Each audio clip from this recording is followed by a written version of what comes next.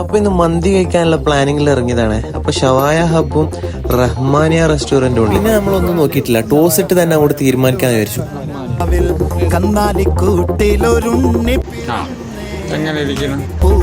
അപ്പൊ നമുക്ക് കിട്ടിയത് ഷവായ ഹബിലെ മന്തിയാണ്. എന്തായാലും നമുക്കൊന്ന് ട്രൈ ചെയ്ത് നോക്കാം. മന്തി വന്നപ്പോ പീസ് കാണാനില്ല. പീസ് എല്ലാവരും ഓരോരോ പ്ലേറ്റിലേക്ക് എത്തിയിട്ടുണ്ട്.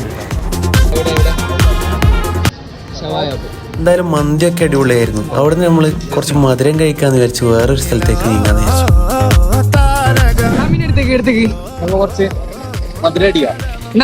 അപ്പൊ മധുരം അടിക്കാൻ വേണ്ടിയിട്ട് നമ്മൾ നേരെ വിട്ടത് ഹണി കേക്കിലാണ് കേട്ടോ, കാനങ്ങാട്. അവിടുന്ന് നമ്മളൊരു ബെൽജിയം ചീസ് കേക്ക് ഓർഡർ ചെയ്തേ.